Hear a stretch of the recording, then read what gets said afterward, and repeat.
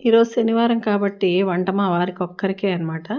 అయితే వంటలోకైతే చిక్కుడుకాయ, టమాటా వండుదామనైతే చిక్కుడుకాయ తీసుకున్నాను. ఈ చిక్కుడుకాయలు చాలా బాగున్నాయి. పెద్ద కాయి అలానే గింజ కూడా నిండా ఉంది. పెద్ద గింజనమాట. అందుకని పురుగుల భయం కూడా ఎక్కువే ఉంటుంది కాబట్టి నేనైతే చిక్కుడుకాయని పూర్తిగా ఓపెన్ చేసి చూసుకునే నేను దాన్ని గిల్లుకుంటున్నాను.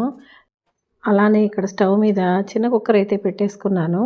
ఒక్కరికి వండాలన్నా, ఇద్దరికైనా సరే ఇందులో చాలా సులువుగా వండుకోవచ్చు. నేనెప్పుడు కూడా అలానే చేస్తూ ఉంటాను.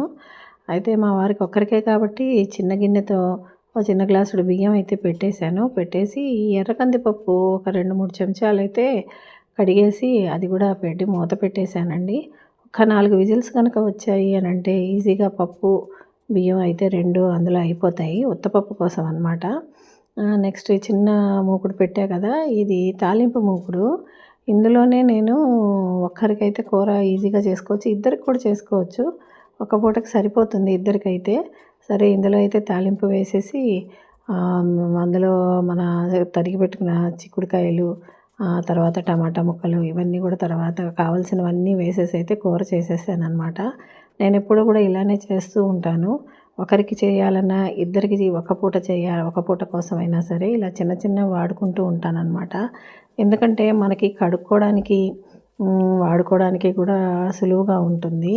అందుకని ఏదో ఒకళ్ళకి వండాలన్నా, ఇద్దరికి వండాలన్నా పెద్ద పెద్దవన్నీ పెట్టుకొని, అవన్నీ కూడా అందులో అడుక్కి ఎక్కడికో పెట్టుకొని, గ్యాస్ ఎక్కువ వాడుకొని వీటన్నిటి బదులు కూడా ఇలా ప్లాన్‌గా గనక చేసుకున్నాము అంటే మనకి ఈజీగా వంట అయిపోతుంది.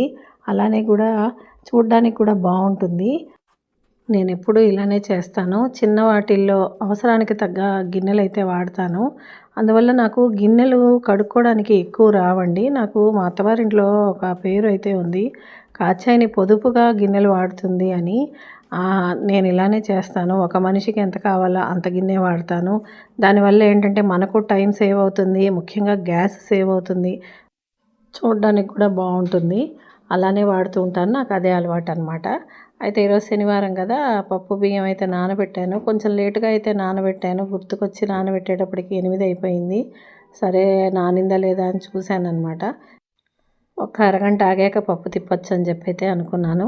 సరే 12 అవుతుండంగా పప్పు కూడా తిప్పేసుకున్నాను. తిప్పేసుకొని పెట్టేసాను. మామూలుగా ఇనప గరిటె కనుక వేస్తే తొందరగా పులుస్తుందంటారు. నా దగ్గర ఇనప గరిటె లేదండి. మామూలు స్టీల్ గరిటె వేసి మూతైతే పెట్టేశానండి. అదండి ఈరోజు శనివారం లాగైతే సాయంత్రానికి కూడా రెడీ అయిపోయింది. ప్లీజ్ నాకు మీ ఈ వీడియో కనుక నచ్చినట్టయితే లైక్ చేయండి. అలానే నా ఛానల్‌ని సబ్స్క్రైబ్ చేసుకోండి. ఉంటాను.